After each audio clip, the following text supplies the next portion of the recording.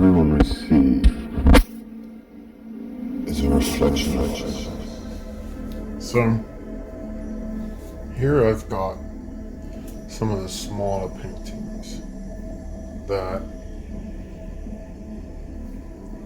I've done in creation, sort of in the space that I have. For right now, I'm unable to paint larger due to the location. So I've had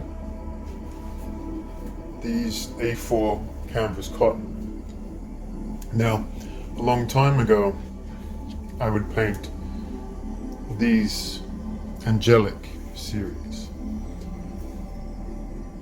And I have about 25 to 50 of them. And I brought them out as protection for people. Some of them I had framed, and it was during a period of my time that gave channeling from the angelics. And these were the symbols that came out, and this was the thumbprint. Now, over time I kept these and I brought them back out after rediscovering some smaller techniques. So then I started drawing what I saw in it, whether it be shadows or my own creation and things like that. So I create lines. On some of them I would create with the excess paint that I was using for bigger canvases or touch-ups, and all of the painting tubes. For example, this painting tube here that you see there's not much left in it, and I would squeeze them all out and I would cover the canvas with it. But I'll do so in the way that I paint my larger abstract paintings, those landscapes. I do it in the same way, and sometimes I don't. I just use the colors and I create brush marks. And then I come back to it and I see things. Now in here I've specifically done darker colors to create sort of bushland area where I'm going to paint over it in a specific style. Now whatever these are going up here, it can be anything. If you turn it in this direction, you see something else. Is it a tunnel? Is it some sort of cave or anything like that? So the idea is when I do it, I turn it and I try to see images and pictures. Sometimes I do, sometimes I don't. It's just creating a background. So these are my background pieces. And then I'll come back over either in time or maybe the next day or whatever it might be, and if I see something I'll draw over the top. Or I'll try to paint the same design using different colors. So I have those types of paintings, which lead on from the other ones. Here is a similar one that has the same sort of foreground in this sort of abstract forest land at the moment, the base colors, and then having the back area here. Now this again could be landscape design going into the cave the way that I normally do it. So I have those. And then I have this one as well. Again, I see many things into it. Most of it is just background, and some of it is design. Now I see something specific in this one, and it doesn't matter about the debris over it because it's just a background. Now this one's rather interesting to me because I see something, and I'm going to show you to whether or not you see it. Now when I created this, it's quite simple. And this is what I think for beginners or anyone looking to paint on how easy or how hard things are. Then sometimes it just starts with creating a background. Sorry, I was looking for a paintbrush that I used. So I'll just use a paintbrush like this. Right, it's just a 2-inch sort of paintbrush, singular one, as you can probably see with all the brush strokes. And all I do is with the leftover paint that I have, that I'm using from something else, or maybe I'll just create some with the paint that I've got less just to try to use it up. And then I'll just create the brush stroke patterns like this. So I'm basically just using the patterns of the brush, maybe darker color here and stuff like that. And that's all I'm doing. And then I might use a little bit of water to spread the design, to spread the pattern, to blend it in a little bit more with the different colors. I might press down with the paintbrush and then lighten it as I go up if I want to create certain patterns. And some of those patterns, and again, this is another one of those sort of cavey abstract colors. You can see it's quite, is this land or water? And we're going into the darker side here, so is this the cave that's coming through? So in terms of looking at specific designs that might have that sort of pressure that I was talking about, is something like this, where with the actual paintbrush I'm pressing down and then bringing it back in. Sorry, the audio cut out there, that's fine. So then, yeah, I might use the paintbrush here and press it down and then glide it through so it blends better. Or for one over here, I might actually press it down and do the same. And then there are some that create different sort of shadowing building techniques that you can do. And I'll have one that I'll show you. I just get the file. So I'll show you in here what I mean about that technique. Whereas when you're looking at these sort of ones, it's not much there. I'll try and find a bolder one. Something like this here, where you can see there's a smaller line there, and then I press into it, and then it fans the brush out. And then as I'm coming towards the end, I lift the brush and then pull it in the direction that I want, and then it sort of defans the brush and gives you that illusion that it's disappearing. Here's another one that I did. I'll fan the brush and then I'll come back in and lift it, and it creates that 3D pattern. So those are the ones that I'm sort of creating these different designs for. And here's some more. So these are those abstract sort of landscapes that I've done that just come from when I'm painting over a canvas. You know, things that come from my mind, and everything here is done with this brush. So I'm doing the blending, I'm doing the line works by tapping through here, you know, creating that straight line, creating the blending brushes, blending this through. And this is the similar technique like Bob Ross teaches you with the palette knife, but you can do it with the same sort of technique with the brush. And then coming back and creating the ripples, the same sort of thing. And every tree-like thing that you see here, or being, or whatever it may be with the shadows, is all done with this brush by having excess paint and then just dabbing it through. So that creates different patterns in the background of all of these images. It creates all of these different things, and then I can come over and see certain things and go over them, you know. So this is the sort of stuff that's coming from these smaller paintings.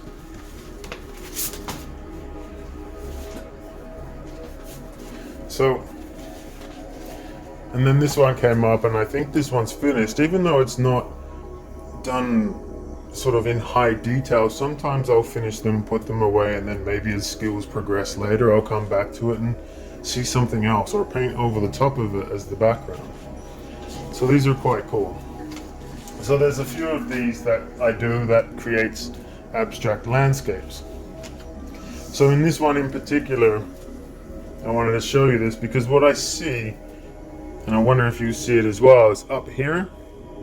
You can see, well, I gotta do it this way, almost like an olive type shape or a helmet, okay? So you have that there, and the lines from the previous sort of angelic series I talked about are still visible. So I'll be drawing something in that, maybe it's something coming from it. From here, again, you have the darker periods. Now, not sure, maybe there's a path or something like that. But what's important here is what's down here. So I see like a little mini cave area here with the landscape here and the cave-like rock wall coming up here. And this one here, I'm seeing like a bear. So a large head here with the ears that come over this way, or a large creature. This is the main part of the body, the small stubby legs over here and here. And these are the arms, so it's holding something or something's in front of it, whatever it might be.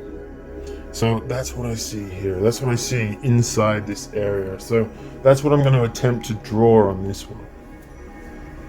And it doesn't have to be perfect. It doesn't have to be high detail, because that's not the paintings that I do.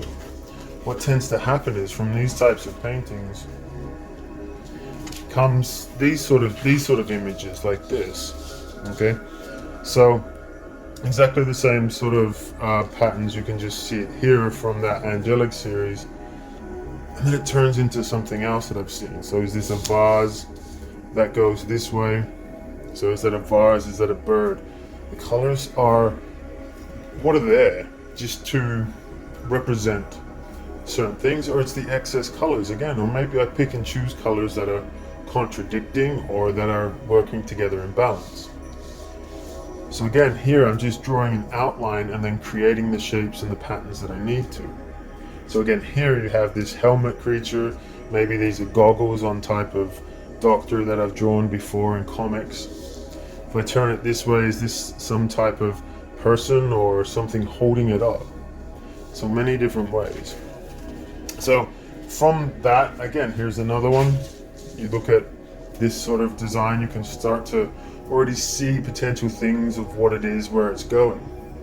Okay, what do you see here? What is this a face that you see of a clown, and maybe the figure in the middle, and what's going up here? So you start to see certain characters and aspects that come out. So right now it's first, I'll grab, sorry for the stuff, but I'll grab some chalk and I'll outline the outline of what I see. So I'm not committing to it, and it blends in. Sometimes it creates a good color blending between this and the paint, because it actually creates that sort of shadow effect from the top of the paint.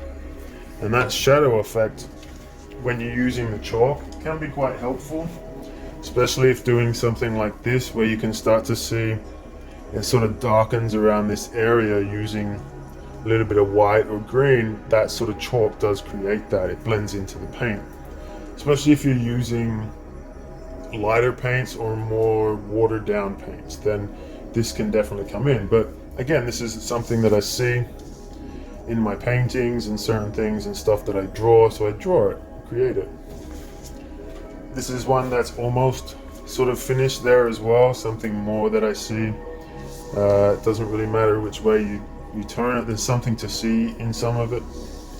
So there's so much going on there in terms of what I see and what I do in these smaller ones, that it's interesting. What is it about? What do you see? What's the meaning behind it? Is there any meaning, or is it just some things that I see? And again, another one that's almost finished as well. So it comes down to that balance. What actually is it? What's being represented here?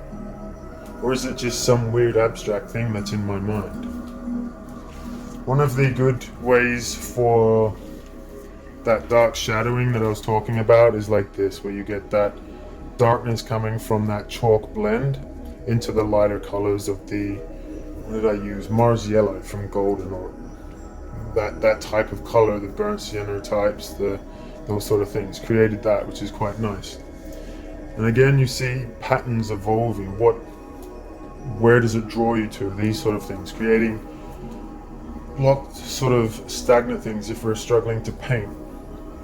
So I had all of these creatures and these designs done before, and then I come in after and I use it. So, you know, you might be struggling for ideas to paint. Well, grab a piece of A4 or A3 cotton canvas or paper, whatever it is, and use your hands. Make sort of smear marks and smudge marks. Grab a brush and brush in patterns. And then when it dries, just have a look at that pattern and see what you see. Maybe it's shadows. Maybe we can create patterns and things from shadows. You can already see on this piece there's shadows coming from the right hand side from the lights. So you start with that. If we were to do this, you can see the shadows here. So I would paint this line down here and then a circle around that, and then I'd paint down here. There's one there and across. So I'd start with that. And that gives me an idea to go, okay, what do I see from that? Well, then maybe I would take this, maybe I'll turn this into an ice cream cone. And then you let your imagination take fold from there. So you're just creating outlines. Because it's an outline, it's chalk, it doesn't matter, just paint over it. If you don't like where it's going or you can't see the next step, paint over it. Create those background pieces that ultimately create the different styles. And then you can get creative and use different colors. Maybe a more purple and pinks and blue color with this one. Because it's from these patterns that we start to see things. Especially if you're an artist that draws or has that creative imagination, you can now start to paint ideas from this. And then you turn this. You don't have to be governed by the landscape if you see something to do what it is. These are in balance with the ones that I'm doing. So it's creating these types of paintings so that I have a collection of A3 paintings and A4, these ones, to have on display as well.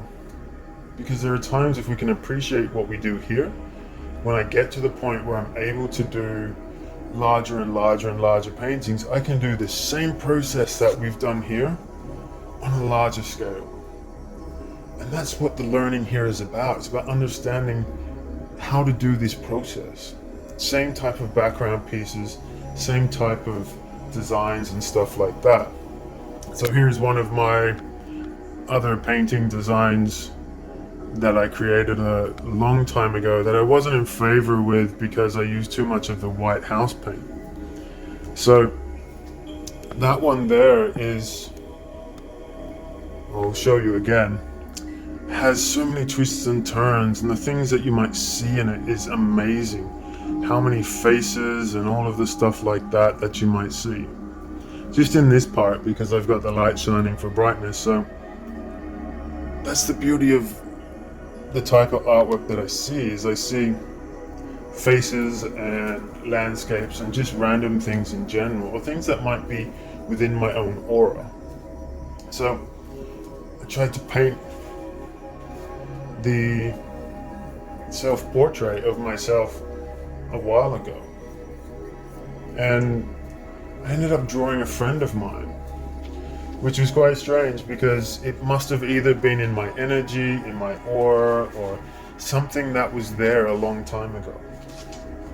So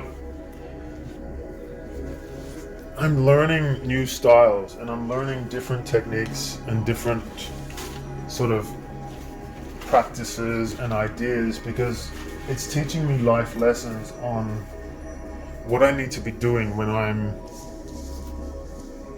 getting into that stage where I can paint on bigger canvases. So sometimes it feels like we're not moving places. Sometimes it feels like we're stuck, but we just haven't found a different idea to evolve on our painting lifeline. So it's quite interesting. So yeah, this is the type of work that I'm currently doing. This is the type of artworks that I'm sort of achieving at the moment. So I look forward to showing you more. I look forward to showing you and processing on how I draw and how I see it. Whether there's a cartoon sort of design behind it. So we're going to try with this one. We will try with the chalk pen and see. I'm going to do it this way because this is the way that I'm going to stand, but just because it's the table and my setup is very makeshift at the moment. But I want to show you the things that I see, and I want to show you exactly how, even though things you might look really good and you don't want to touch it, you can try it and see it. There's nothing wrong with that, okay? So we're going to try it, we're going to see what the outcome is, and we're going to evolve with this painting over time.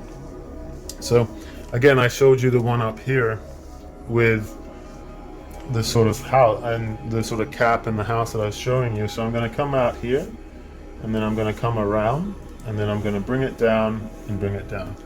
So this is the sort of idea. Now it doesn't look much, it didn't look like what it used to look like before. But that's the strange thing. It doesn't have to. I'm just highlighting an area that I can come back to. I might make this more rounded next time. So that's cool. So that's what I see. Now, what else do I see? Well, I'm going to go straight into the character here that I showed you last time. That was in this area. So I saw two ears like this, and then I saw another face come out. Now I'm going to bring this down here because I saw the legs coming in like this. Now what I see here is I see some sort of tray like that with some legs coming down, and then I see the bear in the front like this. So this is what I see here. Now it doesn't look like much at the moment, and it might not be. But you see, this is the idea, and then here I see another one like that. So again, now I'm sort of matching between this one and this one. Now this might end up looking nothing like a bear, looking nothing like how the creation was there or how I wanted to see it. But that's where this painting goes. That's where the idea behind this goes, the creativity about painting what you see and just doing it, seeing what it's like. So there's more to this painting that's here. So now I'm starting to use my creativity, my imagination. So I'm coming, there's a bottom of a vase here that I can see. Okay, and I'm bringing this across like that. It's looking very much like Winnie the Pooh, I must admit, Pooh Bear and Honey Pots, but you know, this is the beauty of it. So now what I'm seeing is something bigger that's coming up here, and with the brushstroke lines, I'm going to just highlight those brushstroke lines. Okay, now I'm cutting across here. All right, so these are the sort of other things that I'm starting to see now. Now I can see some sort of pedestal that these are sitting on top of as well. Now we have, I was saying this before, we have this sort of entry gateway in another area like this. So I'm now just sort of painting a sort of scenery. Now when I paint this, I might actually make this something else. It might turn into a beer glass or something like that, but I'm just highlighting the areas that I see. Okay, and then we create a sort of a land line like this to create that. So maybe we have shadows and something like this. Now, so many other factors that we can start creating our imagination. What else do we see? So if I'm looking from this direction, I'm just looking for outlines, things that might highlight themselves to me. Okay, so if I look at this painting, I see something, but I'm not sure how to paint it. You may have seen it as well. So I'm just going to cut this line through there like that to highlight that sort of section. Now what I'm seeing here is I'm seeing something come down through here. Now don't be afraid to take risks and just highlight that area that you're trying to paint. And then you come across here, and all of a sudden you're just separating areas within this painting. Now I'm looking at this side up here, and I don't see much that's there currently. I have a few areas. I think the beer glass is standing out to me, so I might try and draw something like that into here. See what that's doing. And then, oh yes, that's definitely opened up another sort of energy line that I'm sort of trying to paint through here. Create that to go through that way. Okay, so now I've created something through there. And then here I see something, but I'm not sure about it, but I'm going to paint it in anyway, because I think I've noticed something even to hide excess lines. So now that's pretty cool. So now I see something else that I'm just going to fill in. I think it will follow in the natural course line of that. And that's my outline. That's all the things there that I'm going to paint. So it's now from here that I've highlighted all these separate areas that I'll come from this, and then I'll individually go and paint each one, separate different colors. And that's sort of where it comes into where these other ones are currently sitting at. Same sort of idea, using the shadow lines, using the bright areas, coming through to here, and then filling all the paints in. Different paints, different ideas. You know, this yellow one isn't an expensive paint. It's just a cheap acrylic sort of paint that, you know, it does sort of smear everything. It's very student based in these, but all these other ones can be the higher brands, the higher paint whether it's Matisse or Liquitex or Atelier or any of these type of brands, it doesn't matter.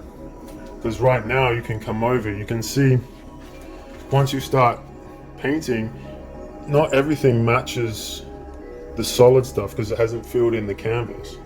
So right now you're just not worrying about the line details, you're just getting all the paint in. Not everything has to be perfect with this style. So that's one of the ways, and then you get your creativity going and seeing, this might not be a bear, this might be a cloud. I might turn that in and paint it white and see what it looks like. I might then see two eyes here and turn it into a frog. These are the things you don't know. This could be a backwards F. So, and this might be alien-like. So, the beauty of it is all of this was created from a blank piece of paper, from a blank canvas. Okay? Dipping my fingers in paint, I then smear the mark that was there. I let that dry. That created the original line work. Then I was using excess paint just to make patterns and backgrounds. And when you make patterns and backgrounds, then you can do that. So, and then once you start seeing things, is to have the confidence to see what it looks like, to see where it goes. And then follow it, and then paint them in, create that cartoony vibe-esque painting. You might have more of a, let's say, graphic or realistic type of paintwork that you do, and this is no different than what sketch artists do for portraits. They roughly sketch in the portrait designs, the sort of areas, the parameters, all of that. They roughly sketch it. So it gives them their shape, it gives them their form. It's no different with abstract, it's no different with cartoon-based landscapes or whatever it is.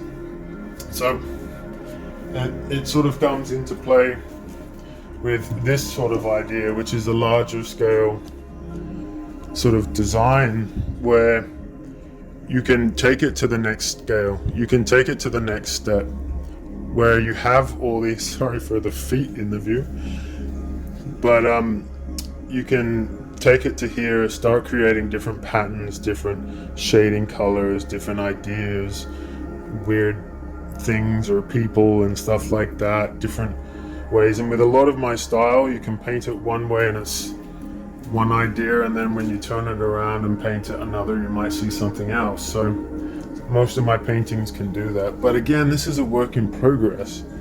I painted this over an existing painting. You can still see the line marks because I wasn't happy with the previous one. It just didn't do it. But everything has its moments.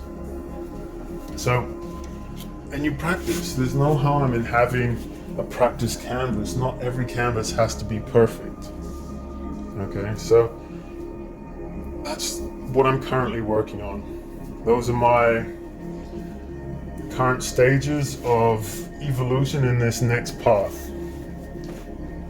Here's another one that I sort of prepared earlier. And what do you see? If you're a Pokemon fan, you might see these ones here, which are like Dugtrio or Wiglet. So you might have something else. You might see them as fingers. They might be trash cans. They might be Doctor Who's time machine. It might be Men in Black's sort of deneuralizer or whatever it is that wipes minds. It might be something completely different and alien. This might represent a baseball field. You might see that because of the grass. So many different things. And again, I haven't done much down here yet. So I might have something to do, or this might just be a simple one. So if you are feeling blocked, just remember there are situations that call for learning and understanding. And challenge yourself with something. As I mentioned to you before, all of these paintings were done with a single paintbrush. That single brush. So why not challenge yourself and use a single brush? Or more, use a, what size is this? I think this is a 10 round brush. So this one.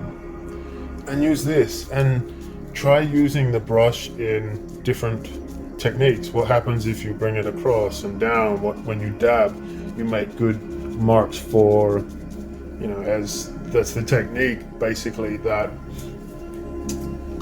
Bob Ross was always teaching people, you know, tappy, tappy, tappy, tappy, right?